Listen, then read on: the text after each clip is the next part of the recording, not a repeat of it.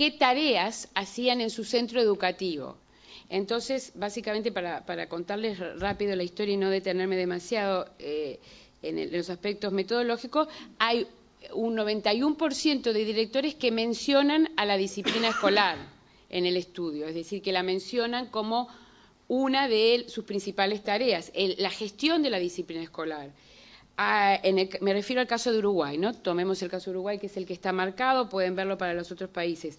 La gestión de la infraestructura aparece en segundo lugar. La gestión contable aparece en tercer lugar. El manejo de temas administrativos, las relaciones públicas, bueno, ahí tienen ustedes el cuadro. Pero la síntesis de esto, ¿cuál es? Que tareas como contabilidad, manejo de infraestructuras, están omnipresentes. Mientras que otras tareas más directamente vinculadas con la enseñanza, como puede ser monitoreo y evaluación, seguimiento de aprendizajes, coordinación de asignaturas, coordinación de actividades extracurriculares.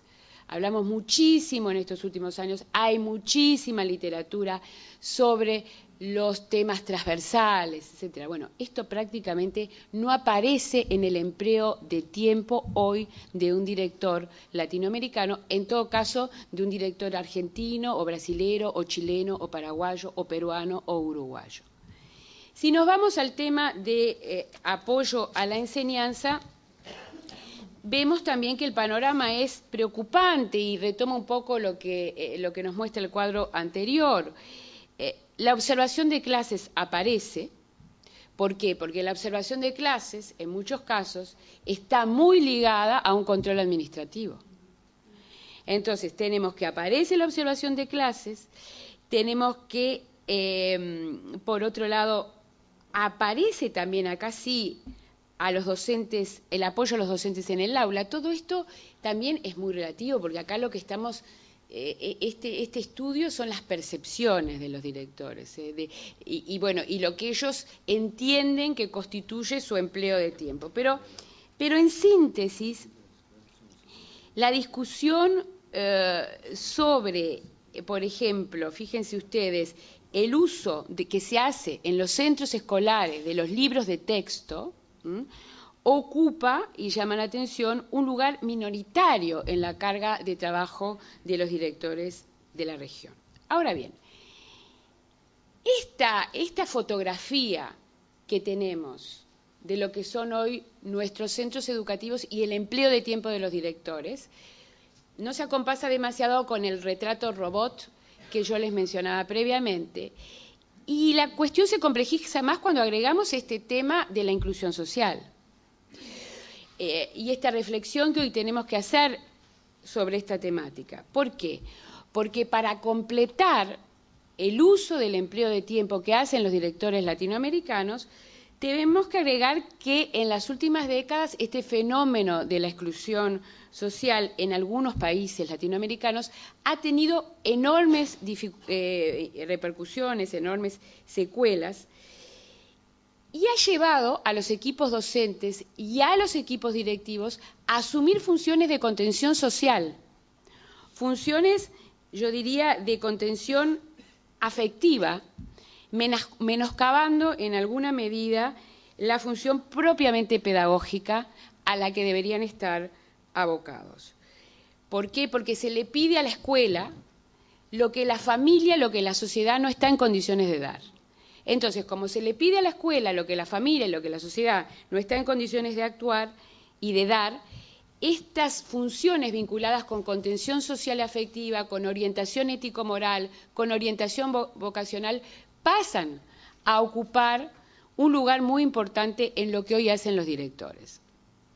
Ahora bien, y voy a tratar de apurarme para no excederme en el tiempo que habíamos acordado. Acá yo menciono dos casos situados en las antípodas ideológicas, para que vean ustedes que en este tema nos coloquemos de un lado, nos coloquemos de un otro, la conclusión es la misma. Yo tomo acá dos casos, el caso de Cuba y tomo el caso de Perú y de un proyecto que contó con financiamiento internacional, más concretamente con el financiamiento de USAID. O sea, a las antípodas ideológicas en cuanto a modelo. Si tomamos el caso de Cuba y tomamos el estudio que hizo Martín Carnoy en el año 2007, Martín Carnoy visitó aulas e hizo un estudio sobre Brasil, Chile y Cuba. En ese estudio, ¿qué hizo Martín Carnoy? Muchos de ustedes lo conocerán, es un destacado economista de la Universidad de Stanford que ha escrito muchísimo sobre América Latina, hizo incluso un estudio con nuestro querido colega y amigo Gustavo Cose hace unos años atrás sobre reformas educativas en América Latina. Entonces, ¿qué hace Martín Carnoy? Martín Carnoy trató de determinar si el desempeño de Cuba en las pruebas del Laboratorio Latinoamericano de Evaluación de evaluación de la calidad de la educación, que tiene una sigla impronunciable, IES, de UNESCO, ¿por qué ese desempeño de Cuba era tan superior al del resto de los países latinoamericanos? Y a partir de un estudio que hace con observaciones de clase, con videos de aula de matemáticas de tercer grado en los 3 países, miraron detalladamente los textos, entrevistaron a responsables educativos, a directores, a docentes, a padres, a estudiantes, y la gran conclusión a la que llega Carnoy es que en Cuba los directores suministran apoyo y supervisión regular a los docentes y que tienen una responsabilidad asumida en el aprendizaje de los estudiantes. Si vamos al caso de Perú y a esta experiencia que yo les mencionaba, que se llamó CET, los Centros de Excelencia de Capacitación Docente, fue una experiencia que es un programa que tuvo, entre otros objetivos, la formación de los maestros de primer grado en escuelas primarias en lectoescritura. Bueno, las evaluaciones y los estudios que se han hecho en base a este programa CET, que se hizo en Perú y en otros países latinoamericanos, es que el éxito del programa en el apoyo continuo de los directores, que fue eso lo que hizo la diferencia en el éxito del programa. Reflexiones finales. Lo que yo les decía al principio es que hoy la evidencia, la bibliografía, nos muestran el papel clave que tiene el liderazgo y el papel clave del apoyo de los directores para un mejor desempeño de los docentes. Es decir, y esto, digamos, las claves del éxito de una buena dirección está vinculada, entre otros, con el apoyo, la generación, el apoyo del docente en el aula, pero por otro lado, la generación de dispositivos para atender a los estudiantes y para atender a esos estudiantes que cada vez más en muchos países se están o pertenecen a contextos socioeconómicos desfavorables, tienen rezago, etcétera. Por otro lado, eso lo sabemos, pero por otro lado sabemos que hay condiciones institucionales en muchos países que no favorecen este liderazgo efectivo, es decir, que no favorecen el tratar de llegar a ese director robot ideal que yo trataba de dibujarles. ¿Por qué? Porque hay situaciones desfavorables en el ejercicio de ese liderazgo, porque hay muchos directores que tienen pocas atribuciones, porque hay un sistema deficiente de selección para los cargos muchas veces, porque hay un sistema deficiente en cuanto al desarrollo profesional, porque hay cada vez más, es decir, la docencia ha perdido capacidad de atracción en América Latina, pero no solo la docencia, la dirección también.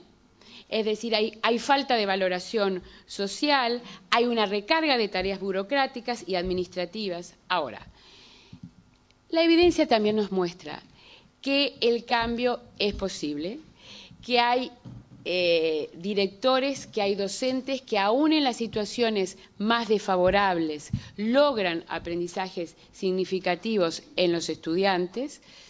Y en ese sentido yo creo que lo que podemos hacer, y acá vuelvo a la tarea que podemos tener en el caso de Adriana, en el caso de Esther, en el mío, desde la academia, en el caso de muchos de ustedes, yo creo que hay que seguir avanzando en la investigación educativa sobre lo que son la definición de políticas de liderazgo efectivo, pero en contextos reales. Es decir, aterrizando lo que hoy es la realidad de nuestros centros educativos, aterrizando en lo que hoy es el escenario latinoamericano, pensando en ese ideal al que todos queremos llegar, por supuesto, pero tratando de ver en las condiciones, en lo que, como dicen los jóvenes, es lo que hay, en lo que hoy hay, cómo podemos hacer avances y cómo podemos mejorar lo existente. Yo creo que eso es posible, que hay evidencia empírica y que en ese sentido tenemos que continuar investigando y trabajando. Muchísimas gracias.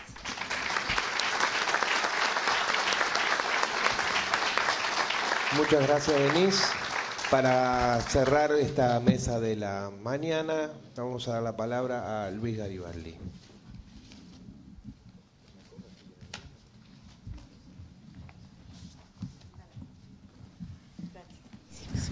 Estamos los cuatro en la foto, ¿no? Si alguien la saca, no sé. Bueno, buenos días a todos, a todas, a los compañeros de panel, a Daniel, a los compañeros que organizan esto. La primera defraudación que le voy a hacer es que yo no voy a hablar en nombre de experto, soy experto en temas de gestión, nos vale saber de dónde habla uno para evitar equívocos. Yo hablo más bien desde la política, soy actualmente director de educación y si bien mi vida ha estado vinculada en la educación desde que entré en el jardín de infantes, no soy un experto en estas cosas, me refiero al tema de la gestión y quiero aclararlo. Y por lo tanto voy a tener un enfoque más desde los objetivos de la gestión o lo que yo creo que debe obtener la gestión. Si partimos del concepto de que la gestión es el conjunto de herramientas, de procedimientos organizativos y la administración de recursos para obtener un fin, un objetivo concreto, no hay gestión que sea aséptica o gestión neutra. Hay sí conocimiento científico que hemos visto acá y que me parece que siempre es necesaria y útil. Estoy de acuerdo con Denise de que es necesario profundizar. De todas maneras, nosotros tenemos que ver una gestión que contribuya a determinados objetivos. Sí es cierto que en el Uruguay en particular hemos, por lo menos de determinados ámbitos y determinados sectores, hemos muchas veces despreciado la gestión como parte del logro de esos objetivos. Y muchas veces nos podemos plantear objetivos con muy buenas intenciones. ¿No se escucha? No se escucha. Con muy buenas intenciones y con objetivos adecuados, pero la gestión muchas veces va en el sentido contrario o no contribuye a esos objetivos. Hoy día a estos elementos lo planteó no sé si Denise o Esther, tenemos condiciones además que debieran favorecernos el proceso de gestión educativa, como es el desarrollo de las tecnologías de la información y la comunicación, que también hay que saberlas adecuar y aplicar a los objetivos generales. Particularmente Uruguay está en condiciones excelentes, diríamos que tenemos mejores condiciones que otros países de América Latina, ante la generalización de las tecnologías, el plan Ceibal, que está llegando a educación media, que ha generado condiciones de equidad en el acceso a las tecnologías muy importantes. Podemos decir que los centros educativos todos tienen conectividad, pero es necesario aplicarlos a una mejora de la gestión, que no siempre se ha aplicado. Hay ejemplos donde la demuestran de que esta aplicación puede dar resultados que contribuyan a los objetivos. Voy a dar solamente dos, debiera haber más. Uno es la evaluación educativa en línea, que se ha venido desarrollando particularmente en primaria, a partir de pruebas estandarizadas que permiten que los docentes obtengan resultados de su evaluación al momento de culminarlas, que sean adaptativas, ya que los docentes pueden luego utilizar esas pruebas que quedan liberadas a los pocos días y elaborar sus propias evaluaciones, y modifica esto radicalmente la gestión de los resultados y sobre todo del desarrollo de las planificaciones de clase de los propios docentes. Ya no son las pruebas estandarizadas que tienen resultados dentro de un año, dentro de 6 meses, que sirven para analizar desde el punto de vista global y macro la situación de un sistema educativo, sino que le permiten al docente tener resultados que lo ayudarán a replanificar, a plantearse objetivos pedagógicos en el aula. El otro es el programa o el proyecto Gurí, que se viene desarrollando en primaria, que va a tener resultados, esperemos, concretos a fines de este año ya, que permitirá que a través del acceso electrónico tener un control y un conocimiento más exacto de ingresos, accesos, registros escolares en general. Pero esto, digamos que son apenas 2 aspectos y 2 experiencias, creo que relevantes las dos, pero que sin duda tenemos que tener posibilidades de lograr que las tecnologías contribuyan al mejoramiento de la calidad.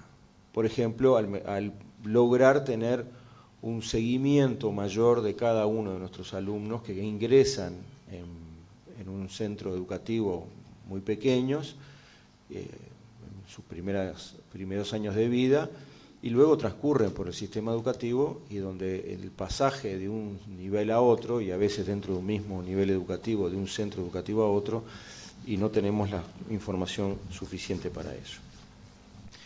Si yo digo, mi objetivo es decir, bueno, ¿cómo contribuye la gestión a los objetivos? Bueno, ¿cuál es el objetivo que nos tenemos que plantear? Yo me ciño, y creo que está bien, que el objetivo es lograr una educación de calidad para todos.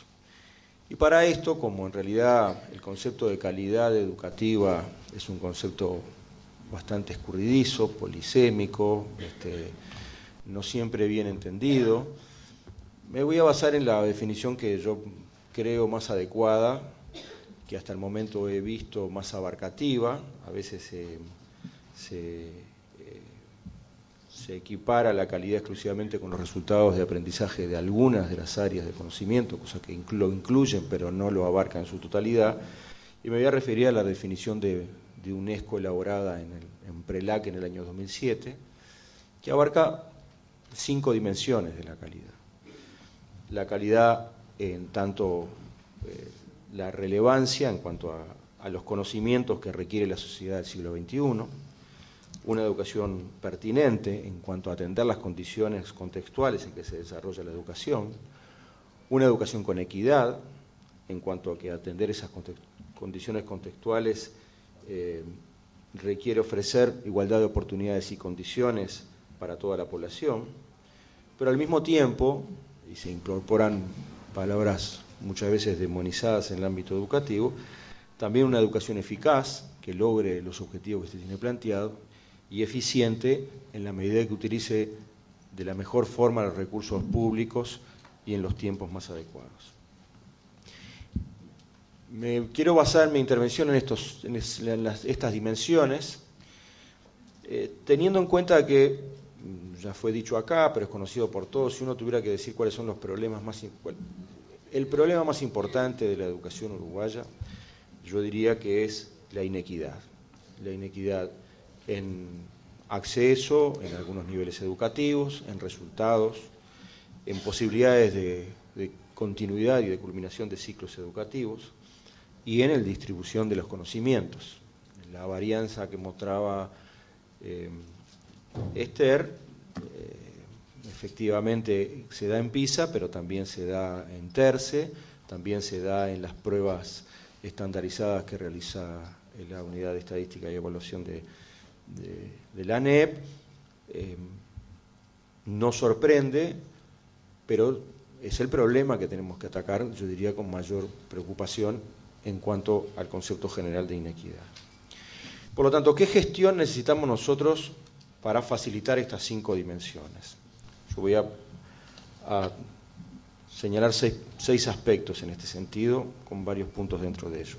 Tratar de ser rápido.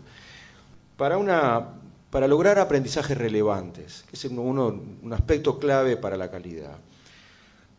En la gestión escuché a un creo que sociólogo, un argentino, y ahí es señalar, cuando en América Latina vemos problemas en la educación, en general los sistemas educativos resuelven crear y elaborar proyectos y programas. Y yo creo que eso me iluminó a pensar que nosotros estamos llenos de proyectos y programas. Y lo que nosotros necesitamos son políticas. En todo caso, sí hay que hacer proyectos y hacer programas que estén en consonancia con esas políticas, y sobre todo, cuando sean pilotos, que somos muy propensos a los pilotos, venimos ya, no sé, yo me acuerdo que tenía compañeros en secundaria que iban al liceo piloto, y de allí me acompañó los pilotos durante toda la vida, que normalmente poco evaluados, que sean capaces de ser generalizables, porque es bastante propenso en la educación a realizar experiencias que tienen prácticamente todas las variables controladas, que luego se tienen que trasladar a ámbitos que, como decía Denise, la realidad es más fuerte, y la realidad es tan fuerte que no se pueden controlar todas las variables. Por eso hemos tenido experiencias positivas en ese sentido. Hay algunas cosas, por ejemplo, el programa de maestros comunitarios, que se inició con un piloto, pero se generalizó y hoy es una política, es más que un programa, una política, pero también todos conocemos que hay proyectos que tienen un impacto muy reducido. En segundo lugar, creo que necesitamos que esas políticas generen coherencia en las orientaciones. También tenemos experiencia en que hemos tenido gestiones paralelas. Y esas gestiones paralelas, una discusión sobre los proyectos internacionales, me refiero a MECAEP y a MENFOD en su tiempo, generó una situación de conflicto de intereses a nivel, sobre todo a nivel medio y a nivel del propio centro educativo. ¿Qué orientaciones seguir? Y tiene que ver con lo anterior, si tenemos un conjunto de programas, después, y con lo que decía Denise, todos sabemos que los directores son el centro de todas esas confluencias de acciones que no siempre son orientaciones coherentes. Y necesitamos que las políticas sean coherentes y que las orientaciones que se desarrollen a partir del sistema en su conjunto sean lo más claras y precisas posible. Y por último, yo sé que no soy abarcativo, pero en esto de la relevancia de los aprendizajes, es preciso desarrollar una política de acceso a conocimientos relevantes en el siglo XXI y particularmente lo que se da en llamar líneas transversales. Es decir, la relevancia de los conocimientos no se produce exclusivamente y sobre todo en estos momentos a partir de una suma de contenidos o una suma de asignaturas y a partir de algunas definiciones del Delors en adelante, el aprender a ser, a hacer, a conocer y a vivir juntos deben ser conceptos generales y clave, de allí a que lo que nosotros consideramos líneas transversales en la educación, como está establecido en la Ley de Educación, que más tiene que ver con áreas interdisciplinarias que con áreas disciplinarias, como la educación ambiental, la educación artística, los derechos humanos, etcétera, deben ser clave desde el punto de vista de que la gestión contribuya a esos procesos de interdisciplinaridad.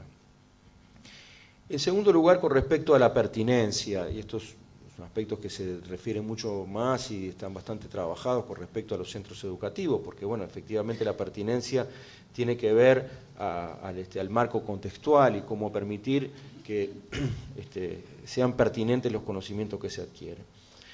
Algunos aspectos rápidamente. Es preciso que la gestión contribuya a promover procesos de flexibilización.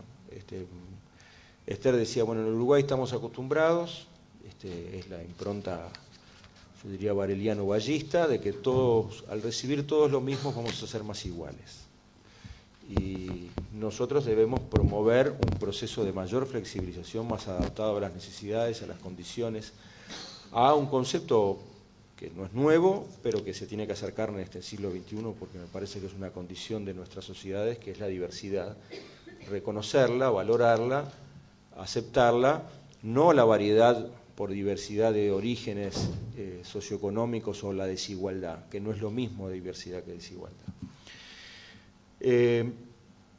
Y esas diferencias tienen que ver con las condiciones producto de las regiones, de las edades. Algunas cosas se han producido avances en cuanto a considerar que no es lo mismo. Entonces fíjense que nosotros éramos tan homogeneizantes en este sentido, que en realidad las propuestas para hasta hace muy poco tiempo, ya no es así por suerte y se ha avanzado mucho, creo que todavía tenemos para avanzar, las propuestas de educación de adultos generalmente hasta hace pocos años atrás, yo creo, estaban mucho más planteadas las mismas propuestas para el nivel educativo, para niños dirigidas a adultos, para adolescentes pero dirigidas a adultos. Bueno, tenemos avances históricos, y se consideró en un momento todo lo que desarrolló la educación, la escuela rural en su momento, fue justamente la idea de considerar la contextualización. Después tuvimos un proceso de retroceso donde considerábamos que la contextualización podía significar la creación de modelos que anclaran o que estigmatizaran sectores, pero creo que estos aspectos son claves. Y los últimos dos en este nivel, uno es efectivamente la transferencia de competencias a los centros educativos, que se discute mucho, pero con un aspecto que yo quiero remarcar, porque ustedes lo conocen mejor que yo probablemente, que están más en contacto diariamente con la realidad educativa, y que no se trata solo de transferir competencias o transferir responsabilidades, sino transferir recursos para que esas responsabilidades y competencias puedan ser desarrolladas. Me gusta hablar de fortalecimiento de los centros educativos y de los propios equipos de dirección en cada centro educativo. Porque el problema es que a veces le pedimos a los centros educativos y a las direcciones de los centros educativos lo que no pueden hacer, y lo que dijo Denise es clarísimo. Si le pedimos que hagan todo, desde lo administrativo hasta lo técnico docente, pero le damos recursos insuficientes, lo más probable es que lo burocrático se coma a lo pedagógico y sobre todo a lo social, que es un aspecto clave en un centro educativo siempre, y yo diría particularmente en este tiempo. Y por último, para seleccionar algunos aspectos, yo creo que un tema clave, que lo denomino de una manera un poco más técnica probablemente, pero que tiene que ver con el fortalecimiento de los equipos docentes, es conformar verdaderas comunidades de aprendizaje, en el sentido, lo señala Fulan, Hargreaves. Y esto es un objetivo, la gestión debe contribuir a esto.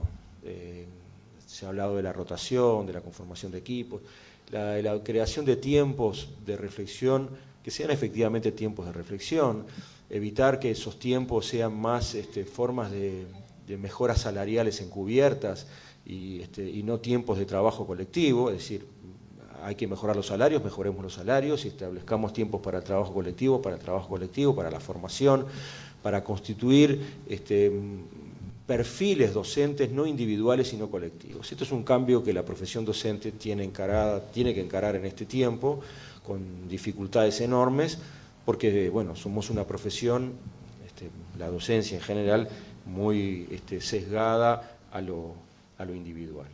Dentro de eso creo que tiene que ver, cuando hablo de comunidades, también en la formación.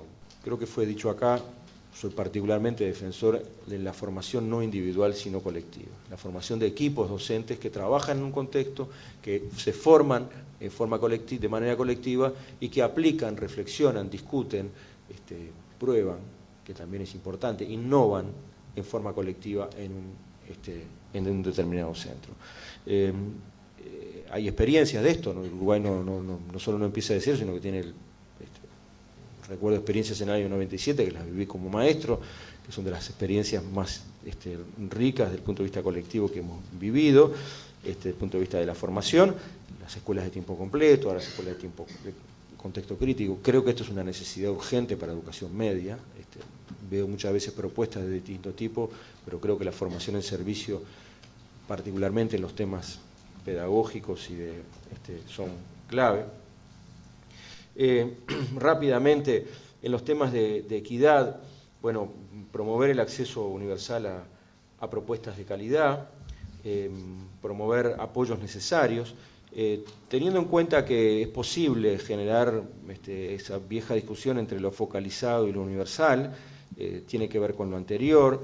Efectivamente, nosotros necesitamos, a partir de políticas universales, desarrollar políticas focalizadas, no me cabe la menor duda. No quiere decir tener políticas diferenciadas, pero a partir de políticas comunes es necesario dotar de recursos que atiendan las desigualdades y que permitan adaptarse a las distintas circunstancias.